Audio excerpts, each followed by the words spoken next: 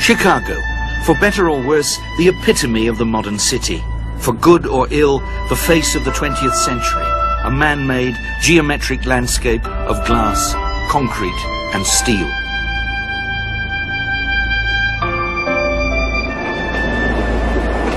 Much of the 20th century face was first fashioned not here in the New World, but in the Old, in a revolutionary school of architecture and design, founded in a small provincial town in Germany at a moment of political unrest and economic chaos. It was called the Bauhaus.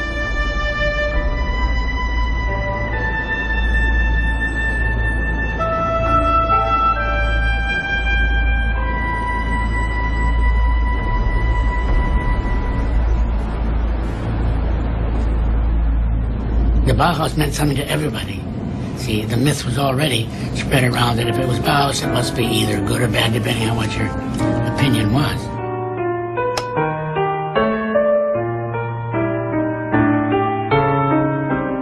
Ja, am Bauhaus verdichteten sich tatsächlich viele Avantgarde-Ideen, viele auch revolutionäre Ideen der 20er Jahre.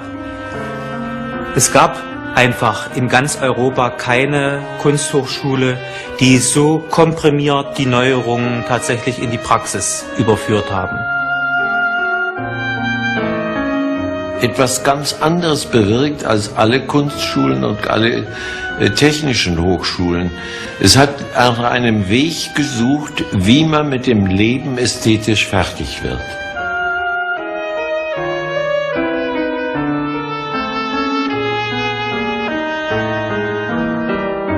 The Bauhaus was the greatest design institution of the 20th century, without a doubt. It's affected everything. Our cities on a huge scale turned them into rather mechanical machines. And it's turned our interiors into rather nice, simplified, kitchen-like instruments.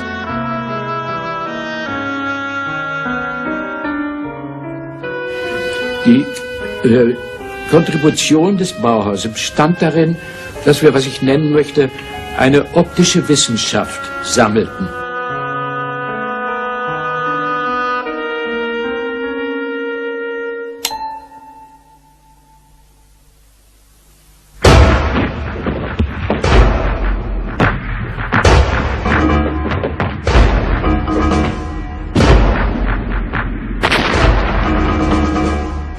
The Bauhaus was born out of catastrophe. The new world it helped to shape came painfully into being some 3/4 of a century ago, even as the old world was collapsing. The Bauhaus was the idea of Walter Gropius, a German architect who, while serving as an officer in the Great War, dreamed about a school of art and design that would help change the world.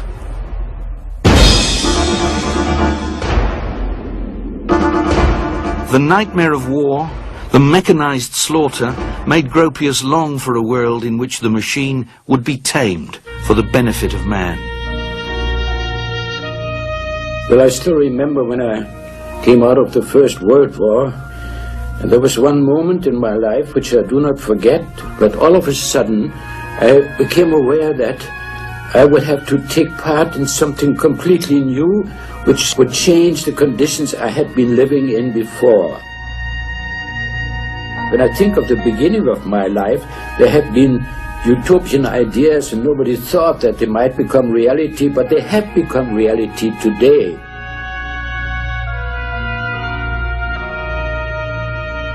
After the war, Gropius began to make his utopian dream come true. He was asked to found an art school and expressed his revolutionary ideas in a manifesto published early in 1919. The school would be called the Bauhaus, Building House, and the manifesto was illustrated by a dramatic woodcut of a Gothic cathedral, its spire soaring up towards the starry sky. The ultimate aim of all creative activity is the building. We must all return to the crafts. The school is the servant of the workshops and will one day be absorbed by them. Let us together create the new building of the future, which will one day rise towards the heavens as the crystalline symbol of a new and coming faith. Gropius was not alone in his utopian aspirations. his school was supported by public funds.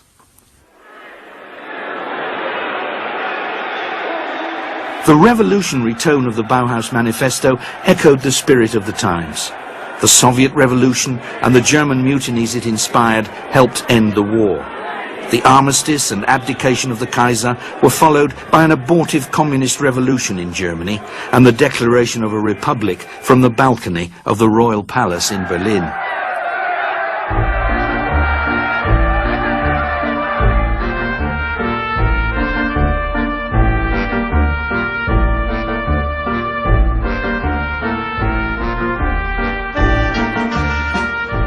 The Bauhaus was founded in the old city of Weimar, where the new German constitution was also devised. While the Bauhaus began work, the politicians debated in a theatre half a mile away. They met there because Weimar was less troubled by rioting than Berlin, and because Weimar, once the home of the writers Goethe and Schiller, was regarded as the cultural heart of the nation. In these two buildings, a revolution in art education took place. It was a revolution which gave us the method of workshop-based training used in many schools of art and craft today.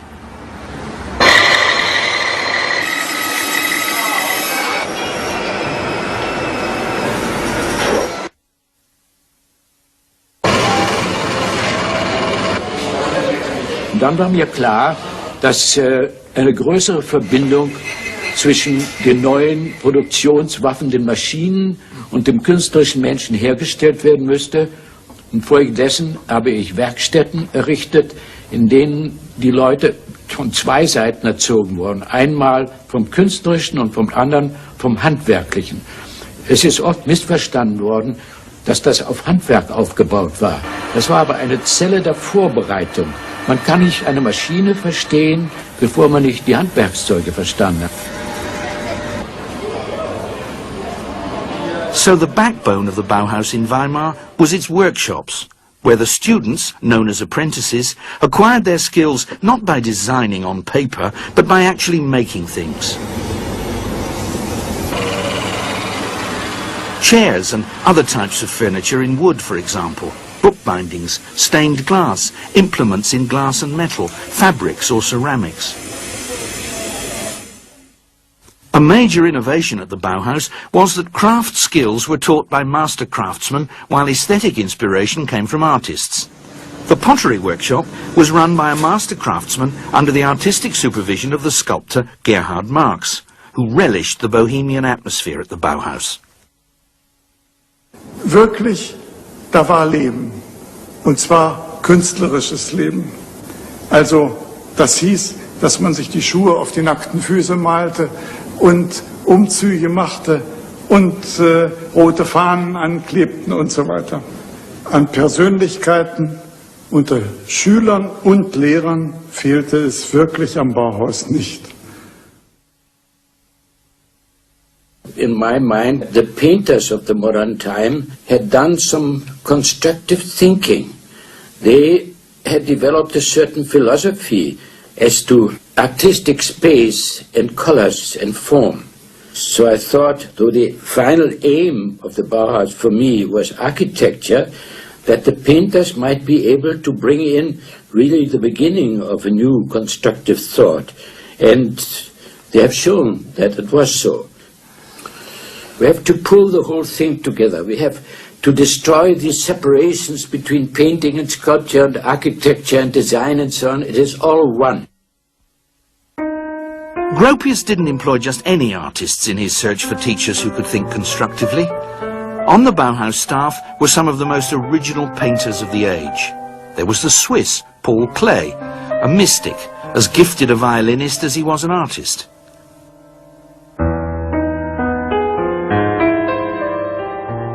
There was Vasily Kandinsky too, the Russian who, before the Great War, had virtually invented abstract painting.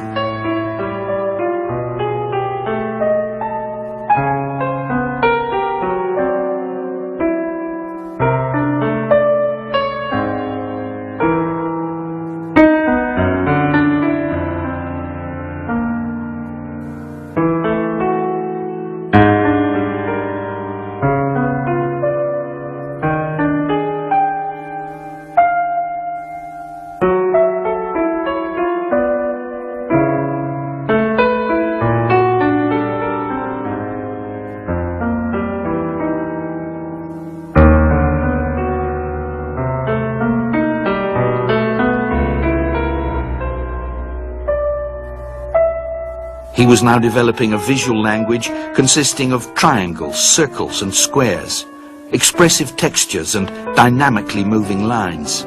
Kandinsky's compositions made no reference to nature.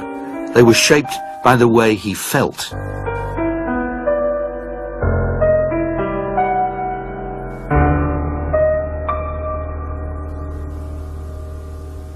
Another painter who taught at the Bauhaus was Johannes Itten, a metaphysical dreamer who was responsible for one of the many innovations which made the Bauhaus such a remarkable school. This was the compulsory foundation course, to which Klee and Kandinsky also contributed. Johannes Itten's foundation course was the basic unifying factor in the Bauhaus for its entire period. Johannes Itten was there for 3 years, and he was the one to invent this method of teaching, where he would start off with breathing exercises, with intense introspection, with a kind of Buddhist-like calm, which he learned actually from Buddhism. Itten was also a disciple of Mazdaznan, a variety of Zoroastrianism, in whose service he shaved his head and wore monkish robes, even while teaching. The Bauhaus was the first time in art and design education that the emphasis had been put on the individual student, the student's emotions and senses and intellect. And it was also the first time that design had been taught in a coherent way within an art context. A student would arrive and enroll for the preliminary course, and instead of previous preliminary courses, which had been all about the history of art and learning about the solutions of past ages, you went straight into abstract forms. You learnt about materials and their textures. You learnt about colour theory. So it was a kind of grammar that you learnt for 6 months to find out about your individuality and which direction will you go. That was the basic structure of the course. In drawing as well as in three-dimensional design, a great stress was laid on texture. We had to imitate texture of wood, of glass, of wool, of anything we found interesting in contrast to other textures. And also we were asked to build up three-dimensional structures of various materials.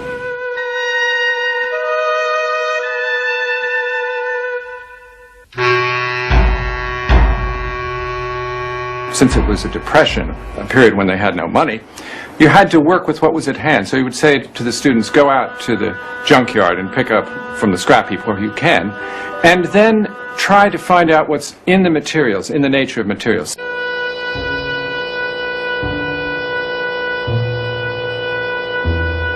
My girlfriend, for example, had cut her hair short that time. So I used some of her hair for a combination of things which I had found and built up into a three-dimensional structure.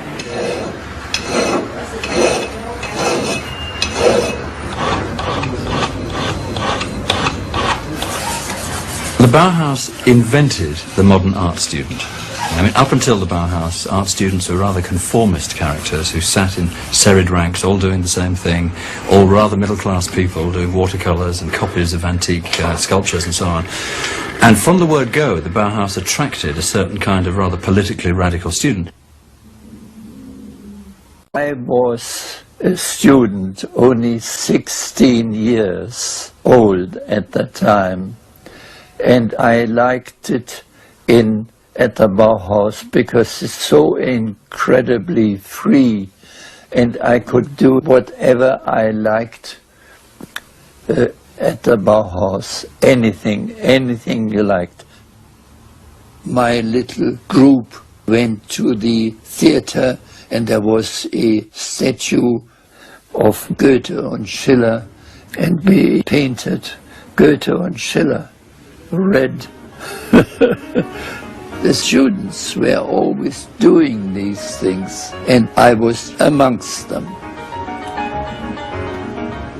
By 1920, the local inhabitants of Weimar are already complaining that they dress in this outlandish way. They dress like beggars, nude bathing at midnight, strange music at weekends. Because it was residential, they have these wonderful parties and theatre events and things at weekends. So, you know, your long-haired radical art student begins with the Bauhaus. So that's one aspect of it that made the locals very uneasy, I think. When Gropius opened school in Weimar, he said that he wanted everyone who applied to have a chance to get in. He said there was to be no deference to ladies. As far as work is concerned, we are all craftsmen. One of the problems, of course, was that many, many women applied, far too many as far as he was concerned. So after a year, he had to begin to segregate them and put them into various workshops because he felt that metalwork and furniture was too difficult for women to be doing. So they were directed into the pottery workshop and into the bookbinding workshop and into the weaving workshop, which means, of course, they are stereotyped to a certain extent into doing what was considered to be women's work. Weaving is women's work. And obviously art can move into textile design and weaving more comfortably, perhaps, than more formal preoccupations. So that in the early years, the designers in textiles are producing these magnificent weaves, tapestries, which are there to be hung on walls.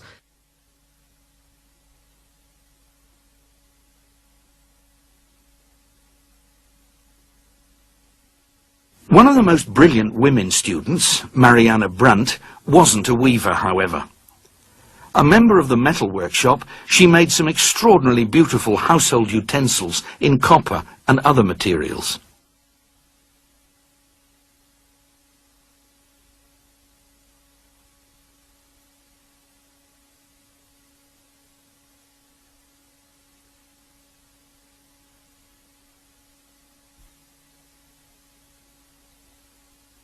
By the time Brandt was producing her characteristically refined and functional objects, the Bauhaus workshops had begun to move away from individually crafted pieces towards products made as prototypes with later industrial manufacture and a mass market in mind.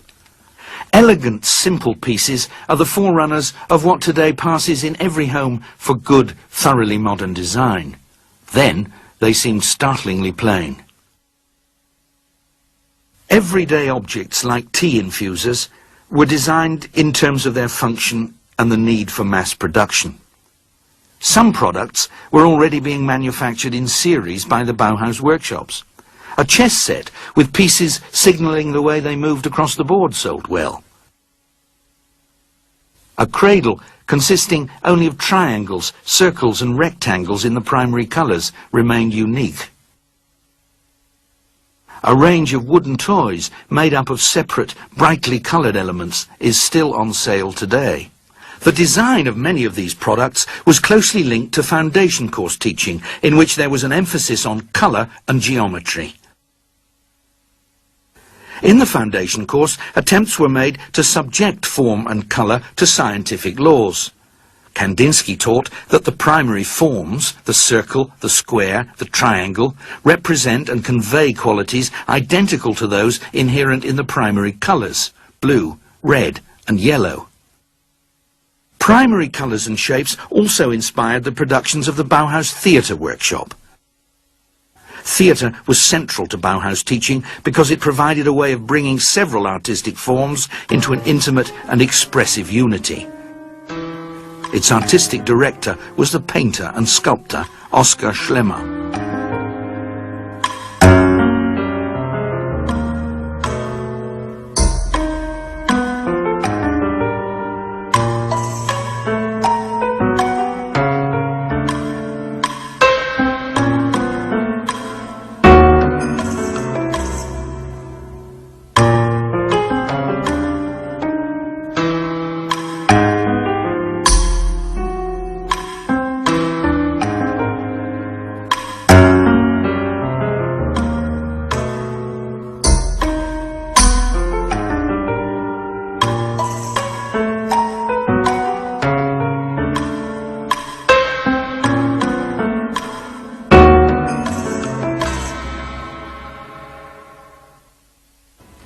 Ich halte die Bühnenwerkstatt des Bauhauses für eine der wichtigsten, zentralen Punkte dieser Institution, weil sie am deutlichsten den Gemeinschaftsgedanken in die Tat umgesetzt haben.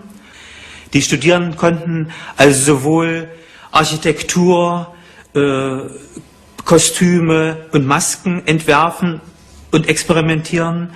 Und das konnte man in dieser Vielfalt tatsächlich nur an der Bühnenwerkstatt. We did things like that. And there's my leg in there. My teachers at the time were Schlemmer, Klee, Kandinsky, and it was Moholy Nodge, who was the teacher for the foundation. And he was marvelous and wonderful and quite wonderful.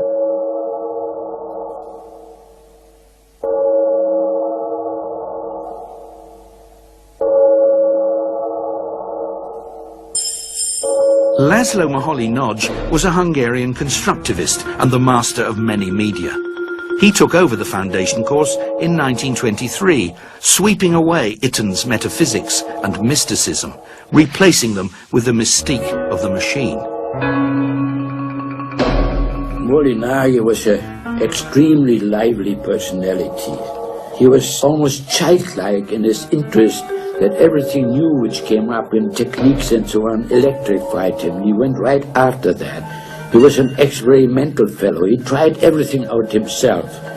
He was perhaps the closest friend of mine in the Bauhaus, and we influenced each other quite a bit. Moholy-Nagy was understanding what was going on in the economy and in the industrial life of the modern time, and tried to build his ideas into that.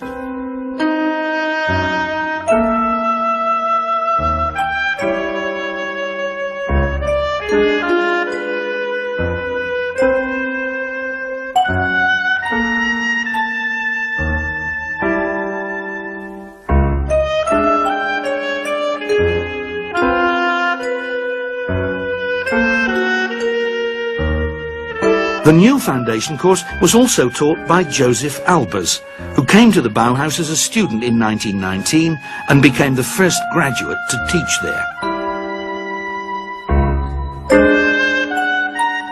Wenn ich aus einem Material etwas herstelle, dann sollte ich die Kräfte, die in dem Material sind, auch benutzen und nicht zudecken. Also dieses in dem Material denken war sein Ziel. Und er stellte Aufgaben, die etwa so lauteten wie mit dem großen Stück Packpapier, das etwa ein Yard groß ist, aus dem man Raum herstellen musste. Man konnte es falten, man konnte es schneiden, also alles das tun, was man sagt. Wir entdeckten dann, dass man es senkrecht belasten kann. Wir haben Faltungen gemacht, worauf ein Mann stehen konnte. Aber alles zusammen gesehen ist der Albers ein Mensch, der systematisch den jungen Leuten die Verrücktigkeit des Künstlers austreibt und ihn zum vernünftigen, deutlichen Denken bringt.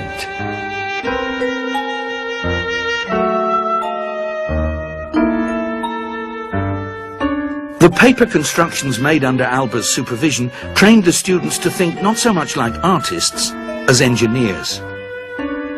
In 1923, the Bauhaus finally went public. The local government demanded to see what was being done with taxpayers' money, so it was agreed to mount an exhibition. Die Ausstellung von 1923 hatte einen doppelten Charakter.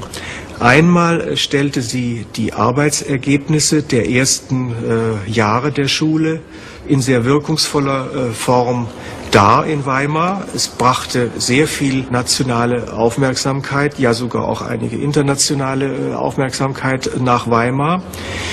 Zugleich aber machte diese Ausstellung schon die Wende von dem eher expressionistischen frühen Bauhaus zum konstruktivistischen späteren Bauhaus deutlich. The most important feature of the exhibition was a house built on a hill overlooking the Weimar Park on a street called Am Horn. The site was on a field used to grow fruit and vegetables for the Bauhaus canteen. The house was constructed from prefabricated parts and furnished entirely by the Bauhaus workshops. It was ecologically sound, cheap to build and easy to run. The Haus am Horn gave a shape to dreams about a better world.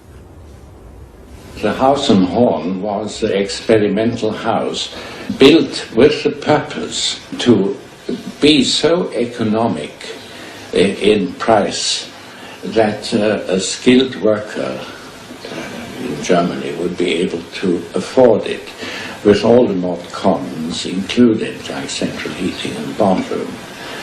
This was, of course, one of our ideals. We wanted to penetrate into the mass market because we thought once our things are economically priced for the man in the street and, let's say, available to be bought in shops like Woolworths, then, of course, we will succeed in changing the environment.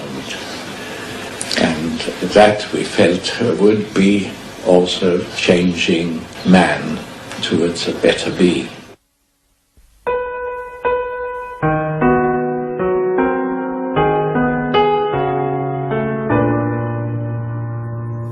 They designed a kitchen which is a laboratory for cooking.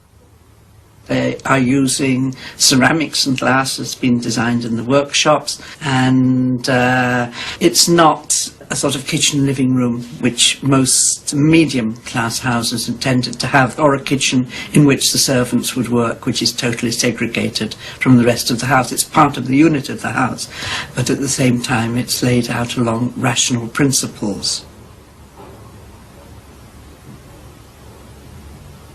In these kitchens, they had everything, the storage, the layout, to produce an efficient centre of the household.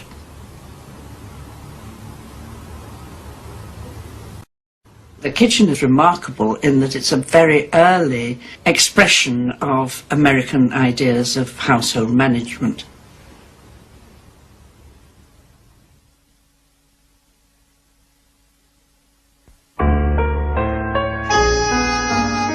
In 1923, hyperinflation was raging, and so the Haus am Horn, intended to be built and sold in large numbers, remained the only one of its kind.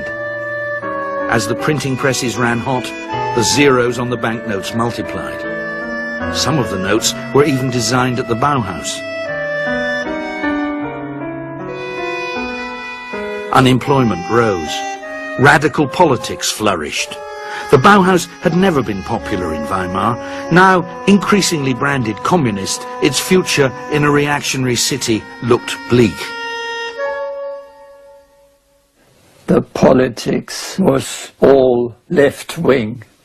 Some of them were communists, and shouting it about, and I was doing it myself. And the Weimar citizens spat down the pavement because we were the enemy. Even that time there were Nazi marching through the Weimar streets protesting against communists. Die nationalsozialistische Welle kam zuerst sehr stark hoch in Thüringen. Und wie es ja leider war, auch künstlerische Dinge wurden zum Spielball in der Politik benutzt. Und so war es also ein Kampf der Parteien. Und wie diese nationalsozialistische, damals völkische Partei stärker wurde in Weimar, wurde uns der Dampf abgeschnitten.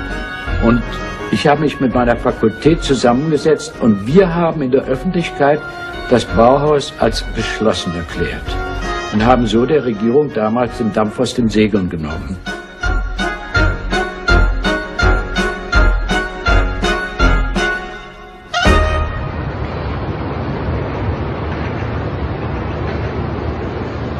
In 1925, the Bauhaus reopened in Dessau.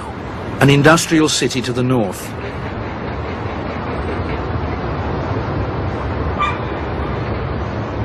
Dessau was politically more liberal than Weimar.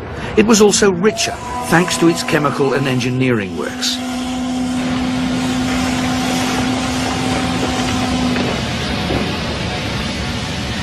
Junkers, one of the world's most advanced aircraft manufacturers, had its headquarters there. Since the Bauhaus workshops were now designing for industrial manufacture and mass production, Dessau seemed like its natural home. There was money for a huge school building which Gropius designed. Thanks to advanced construction techniques, it took little more than a year to build in glass, steel and concrete. Everything was under one roof: the workshops, offices, canteen and student flats. It was the crystalline cathedral of functionalism. The Bauhaus was one of the first buildings in Europe to express the hunger for directness and simplicity which affected architecture almost everywhere at the time and were the most visible characteristics of the international style.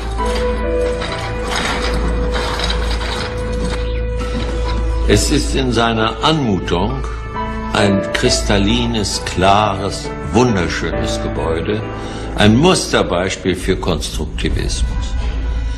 Und es ist bautechnisch ein unglaublich modernes Gebäude, denn alle die großen Glaswände sind Vorhänge, die von oben herunterhängen.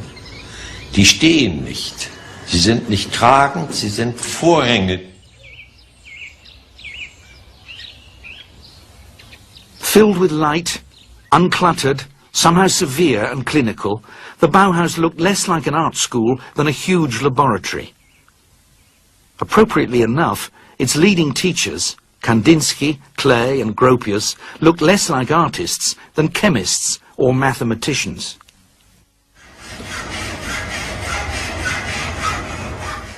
The workshops designed and manufactured all the furniture and fittings for the new building. They were elegantly plain, intensely rational, and made by machines in new materials. In the workshops, handicraft yielded totally to design for industrial manufacture.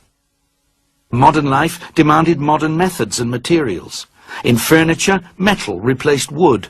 Screws, glue and dovetail joints were superseded by welding. Chairs, intended for the small functional interiors of modern dwellings, followed the principles not of aesthetics but engineering. They were inspired not by the bulky, ornate furniture of the past, but by cars, aeroplanes and racing bicycles.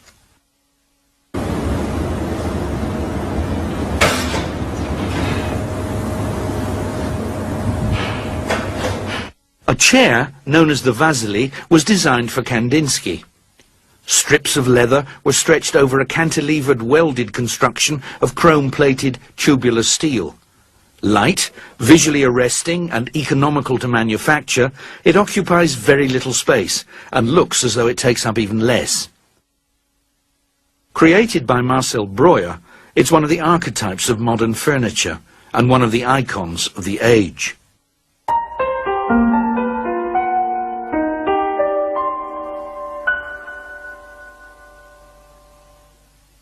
Photography was exploited not only as an art form, but also as a means of visual communication. Experiments were made with photomontage, double exposures and overprinting.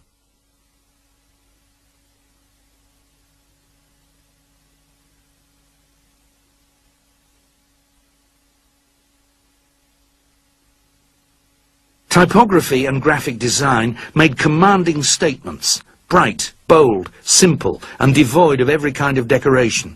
Even serifs were banned. Typefaces and layouts were rethought in terms of optics and communication theory. So were advertising and display. All traditional solutions were ignored. Everything was possible.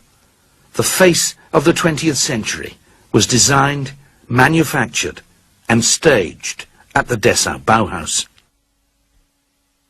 Sehen Sie mal, dieses Zentrum da mit der Bühne und der Kantine. Stellen Sie sich vor, dort wird moderne Musik gemacht und dann sitzen bei den Zuhörern Klee und Kandinsky neben den Studenten und hören die neuesten modernen Musikfolgen aus dem Konservatorium von Leipzig. Aber es war auch so, dass bei der Kantine manchmal die Wände aufgeschoben wurden und dann tanzte dort ein Maskentanz von Schlemmer.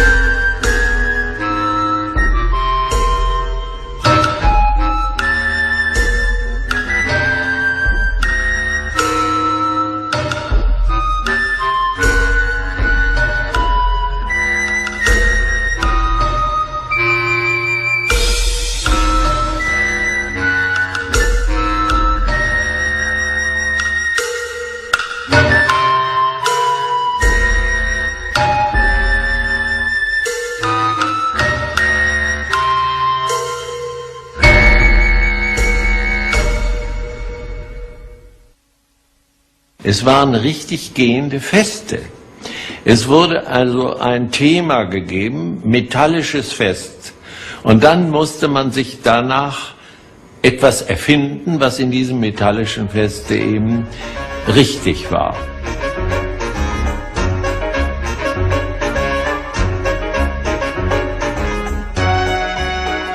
Und die Bauhaus-Band war so ein Zwie zwischen Dixieland und, sagen wir mal, ja, so ein bisschen hat Hindemith auch damit hineingefunkt mit seinem elektrischen Klavier.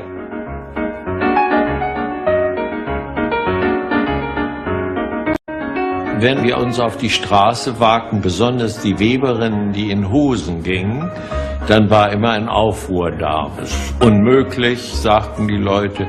Und wenn wir kamen mit unserem Pony, sagten die Mütter zu ihren Töchtern, guck da nicht hin, das ist ein Bauhäusler. Also wir waren wohl die Punks hier für die Dessauer Welt.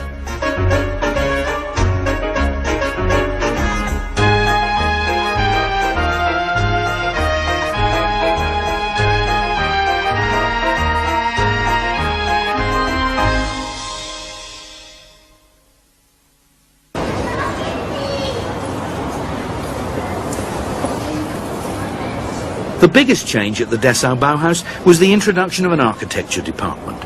Students collaborated on the planning and design of an estate of workers' houses in a Dessau suburb. The estate, intended to deal with an acute housing shortage, consisted of flat-roofed utilitarian dwellings assembled from standard prefabricated parts. Built remarkably quickly, they were cheap to buy or rent, comfortable and easy to run. Financed by the city council, the development was one of the earliest estates of its kind. Head of the architecture department was Hannes Meyer, a communist who believed building was not an art but a science. He soon became the second director of the Bauhaus. When I in 1928 stepped out, because I thought that with the coming up Nazi movement, that I was a factor which did harm to the Bauhaus because they attacked always me, I stepped back and wanted to go again into private activities and made Hannes Meyer to my successor. Hannes Meyer had not told me about his strong leanings towards the very leftish political side. Dies hat dann im Lauf der Zeit, der nur 2 Jahre die Meyer am Bauhaus war, dazu geführt, dass sich die Tendenz der Schule gleichsam nach links verschoben hat.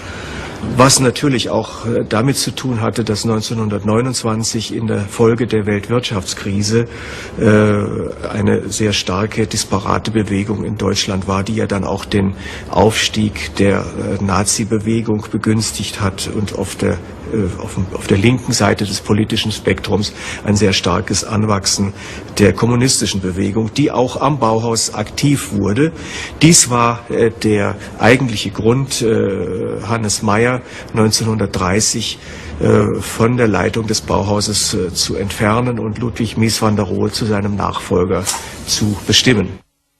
They got Mies van der Rohe, who was not a gentleman like Gropius, but a Catholic theoretician from the Rhineland. And if you know Germany, you realize that the Rhineland was different from Prussia. Mies van der Rohe was easygoing, Rhineland, wine drinking, cigar smoking, easy, quiet, secret man. And when Mies van der Rohe got there, he was horrified by the functionalist attitude of everything, and he believed in art. And then was himself a great friend of Paul Klee and of Kandinsky. And he wanted to bring back art as the foundation for the Bauhaus, not losing the discipline. He was much more disciplined than the Bauhaus. The Bauhaus was ideological, but led easily into political protests.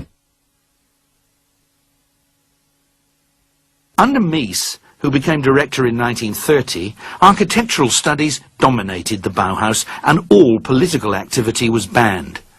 To no avail. In Dessau, as earlier in Weimar, the Nazis gained control of the city council and closed what they saw as a festering sewer of communist, cosmopolitan and Jewish ideas.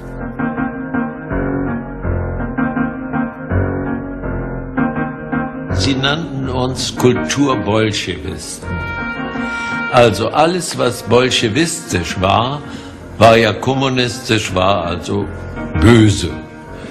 Und wir waren durch die Stahlmöbel und durch unsere Verbindung von Kunst und Technik völlig falsch gelagert, denn der Nationalsozialismus hatte eine ganz starke Ausprägung zum Blut und Boden, das nannte man so. Das hieß bäuerliche Möbel, bäuerliche, handfeste Sachen.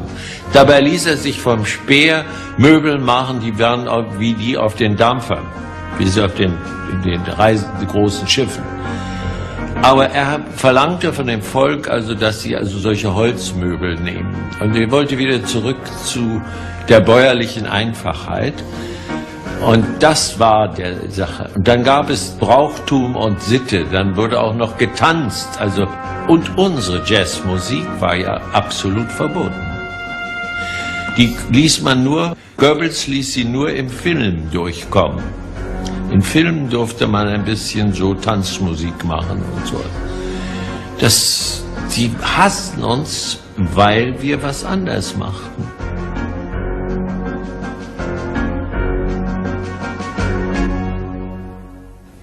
People said, oh, these objects in themselves, they're radical, they're modernist, they scare ye olde Nazi aesthetic. That simply isn't true.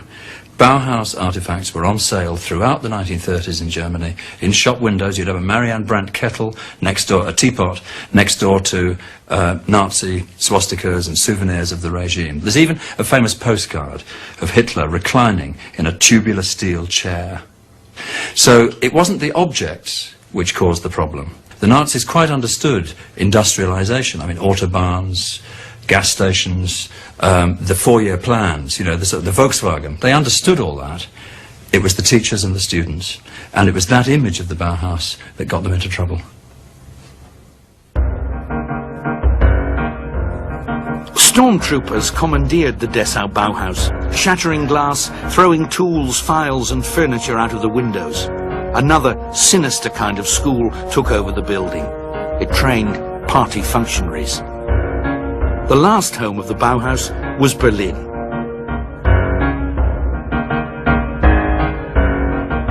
when it moved into Berlin, its final phase, it was extremely depressing place to work. It moved into a factory. The idealism went, and the masters at the Bauhaus said, ultimately, let's close it down. On the 11th of April 1933, police arrived with trucks, closed the building and took some of the students away.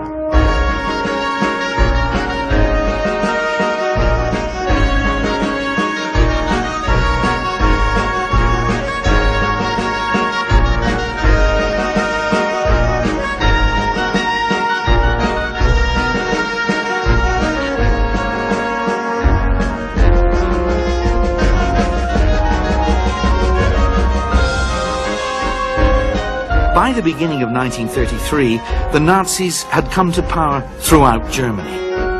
So the Bauhaus, whose life began with the birth of the Weimar Republic, ended with its extinction.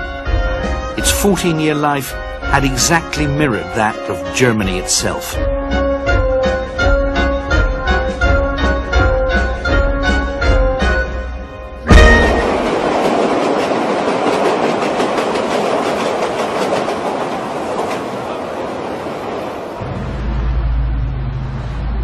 The Bauhaus died in Germany, but its teachers and students spread out throughout the free world, taking their ideas and convictions with them.